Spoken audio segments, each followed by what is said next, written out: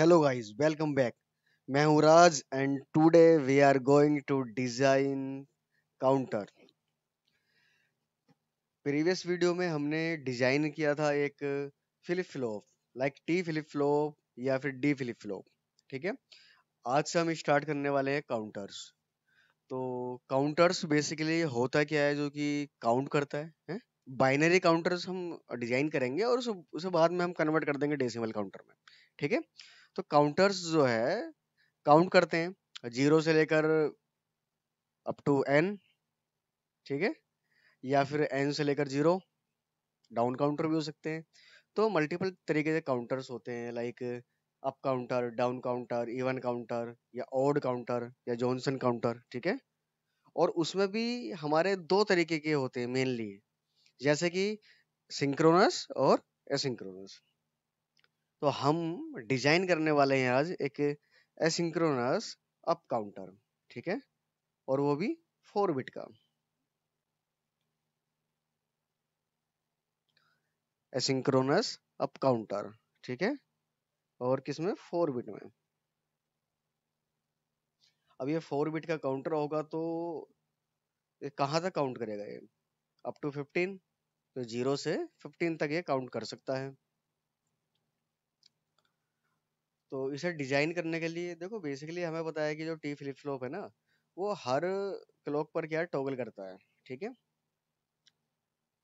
And अगर हम इस एक टॉगल फ्लिप फ्लॉप के आगे एक और टॉगल फ्लिप फ्लॉप या टी फ्लिप फ्लॉप लगा दें, तो फर्स्ट वाला तो हर एक क्लॉक पर टॉगल करेगा, बट सेकंड वाला जो है वो 2 क्लॉक के बाद टॉगल करेगा। ठीक है। तो इस तरीके से हम काउंटर जो बना सकते हैं। तो अपना जो सिंबल था, हमने लास्ट लेक्चर में सिंबल बनाया था टी फ्लिप फ्लॉप का, वो एक बार मैं यूज कर लेता हूँ। टी फ्लिप फ्लॉप, देखो यही सिंबल है हमारा, ये। अगर 4 बिट का हम बनाना चाह रहे हैं तो फोर हमारे काउंटर्स, वो फोर हमारे फ्लिप फ्लॉप लगेंगे। ठीक है।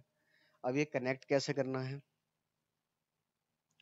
अब हम क्योंकि एसिंक्रोनस बना रहे हैं, और एसिंक्रोनस में क्या होता है, जो क्लॉक होती है वो हम किसी एक यूनिट को देते हैं बस। ठीक है।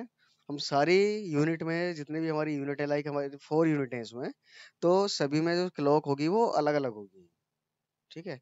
अगर एक ही क्लॉक सभी यूनिट में हमारी शेयर हो रही होती, देन ये होता हमारा सिंक्रोनस। ठीक है। तो अभी एसिंक्रोनस है, तो जो फर्स्ट का आउटपुट है वो हमारा सेकेंड जो फ्लिप फ्लॉप है उसके क्लॉक बनेगा अभी। ठीक है। क्योंकि जैसे ही ये वन होगा तो ये इस वाले को टोल करने के लिए बोलेगा, फिर जैसे ही ये वाला वन होगा वो इस वाले को टोल करने के लिए बोलेगा। ठीक है। तो इसका हम इसमें ऐड कर देते हैं और ये वाला इसमें।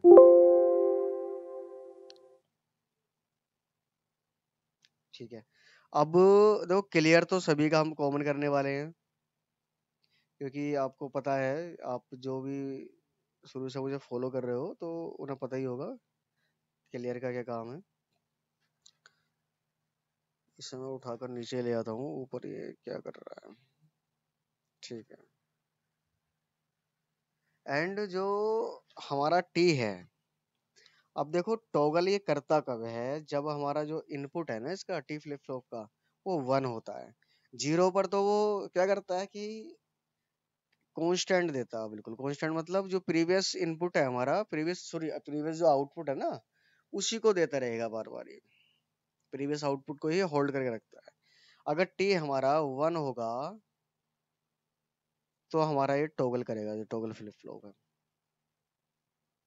तो मैं सभी टी को जो है एक साथ लगाने के बाद वीसीसी कर देता हूँ इन्हें। ठीक है। वीसीसी मतलब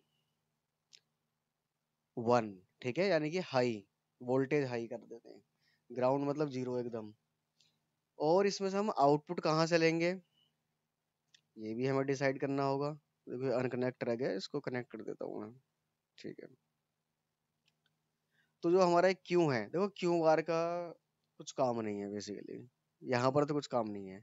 हालांकि आप इसको यूज कर सकते हो, डाउन काउंटर में यूज कर सकते हो क्योंकि अपोजिट देता है इसका, या फिर किसी और चीज में यूज कर सकते हो, बट अभी हम जो करने वाले हैं वो क्यू से ही करने वाले हैं सब कुछ।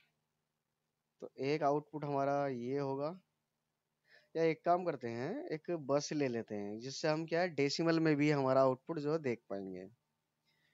तो एक वायर लेते हैं और वायर को एक बस बना लेते हैं। क्यों? अब 4 बिट का काउंटर है तो 3:0 हमारी बस बनेगी। ठीक है, इस पर टैब लगा लेते हैं।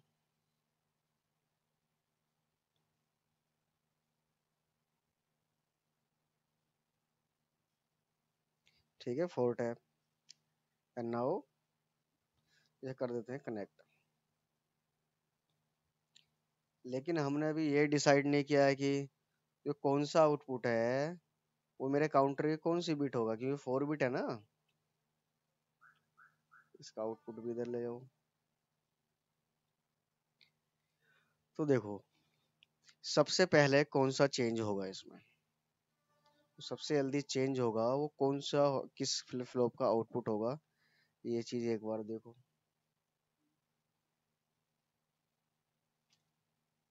सबसे पहले चेंज होगा हमारा ये। ठीक है, यानी कि सबसे फास्ट 010101 ये चलता रहेगा। और सबसे देर में चेंज होगा हमारा लास्ट वाला। ठीक है, तो ये वाली जो बिट होगी हमारी सबसे पहली बिट होगी, यानी कि Q0। ये होगी हमारी Q1, ये Q2 और ये वाली Q3। ठीक है, अब ये तो हो गया। एंड अब टर्न है इसके पोर्ट लगाने का। पोर्ट लगाने की बारी है। वैसे ये तो VCC है तो इसको ऐसे रहने देते हैं। एक पोर्ट ये है, ये क्लियर का पोर्ट है, और ये हमारा आउटपुट पोर्ट है Q। ठीक है, इसे नाम दे देते हैं क्लॉक।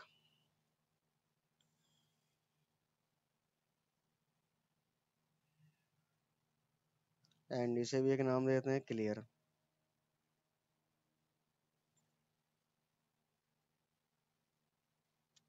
ठीक है, ये क्लियर हो गया। और एक दे देते हैं VCC। तो ऑल सिंबल्स में जाकर VCC फाइंड कर सकते हैं। ये है, यानी कि ये हो गया हमारा 1। अब देखो इस QB का क्या करें फिर। अब अभी QB तो रह गया, तो इसे हम ऐसे ही छोड़ सकते हैं। जिस आउटपुट का कोई यूज नहीं है उसे ऐसे ही छोड़ सकते हो, नो प्रॉब्लम।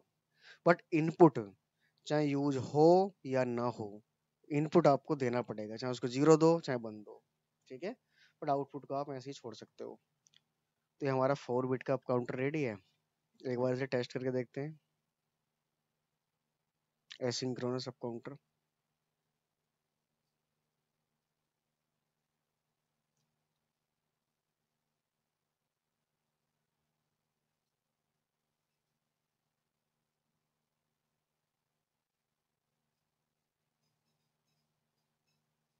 काफी टाइम लगाता है कभी कभी सिमुलेशन करने में। बाकी इसका भी हम एक सिंबल जो है बना लेंगे कि 15 तक नहीं, वैसे इसकी ज़रूरत है नहीं हमें सिंबल बनाने की, क्योंकि ये कहीं यूज नहीं होगा। हाँ, लेकिन अगर 0 से 9 यानी कि मोड काउंटर अगर हम बना रहे हैं तो फिर वो यूज जो है होगा। तो कोई इशू नहीं है। बाकी कोई डाउट हो इसमें बता देना मुझे।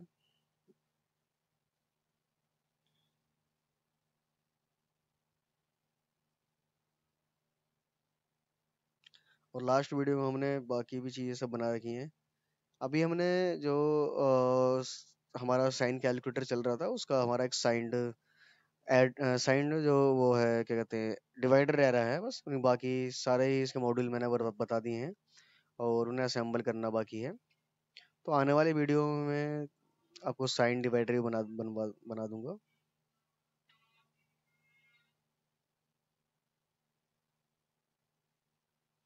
और साइन मल्टीप्लायर साइन सब्ट्रैक्टर तो हम बना चुके हैं सब।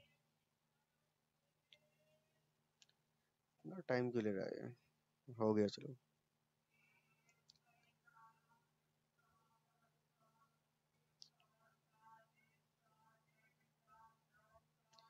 ठीक है, तो सबसे पहले क्या करते हैं हम क्लियर, मतलब जो एक्स एक्स एक्स है उसको 0 कर देते हैं बिल्कुल।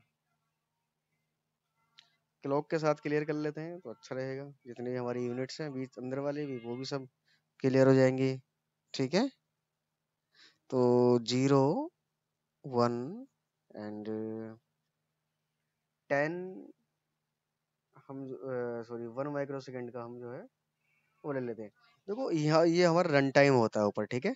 इसके अकॉर्डिंग हम सिमुलेशन पे जो अपना पीरियड ले लेते हैं, क्योंकि अगर हमारा रन टाइम 1 माइक्रो सेकेंड है और 1 माइक्रो सेकेंड का ही हम पीरियड ले रहे हैं, तो एक क्लॉक जो है उसमें हो जाएगी हमारी, इस रन टाइम में जो है एक क्लॉक आ जाएगी। जब भी एक बार टैप करेंगे हम तो एक क्लॉक वो चलेगा। अगर हम इसे हम नैनो सेकंड में ले लें और ये 1 माइक्रो सेकेंड या 10 माइक्रो सेकेंड है, तो वो उतने टाइम में कई क्लॉक जो है चल जाएगा। तो इसे देख लेते हैं एक बार। ये देखो क्लियर हो गया, 0 हो गया। एंड मैं क्लियर को करता हूँ 1। 1 मतलब इसको जो है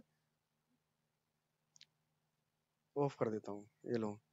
एंड अब नेक्स्ट करते हैं। तो 0, 1, 2, 3, 4, 5, 6, 7, 8, 9, 10, 11, 12, 13, 14 एंड 15 एंड नाउ अगेन 0। ठीक है। तो ये हमारा बाइनरी काउंटर हमारा रेडी है एकदम। मैं एक काम करता हूँ, इसको डेसिमल में चेंज करके दिखाता हूँ आपको। देखो हम रेडिक्स में जाएंगे और रेडिक्स में जाकर अनसाइंड डेसिमल, ठीक है, साइंड नहीं अनसाइंड डेसिमल। क्योंकि साइंड की फिर जो रेंज होती है वो कम वो हो जाती है, थोड़ी सी नेगेटिव में और पॉजिटिव में ऐसे हो जाती है। देखो 0 से हमारा स्टार्ट हुआ है हर क्लॉक साइकिल पर, पहले क्लॉक साइकिल पर 0 था। ये हमारा क्लियर वाला था, ये 0, 1, 2, 3 और 15 तक। ठीक है। तो ये था हमारा 4 बिट का अप काउंटर। और नेक्स्ट वीडियो में हम बनाएंगे 4 बिट का ही अप काउंटर, लेकिन सिंक्रोनस। ये क्या था हमारा एसिंक्रोनस। ठीक है गाइज, कोई डाउट हो तो कमेंट सेक्शन में पूछ लेना। Okay guys, bye, thank you.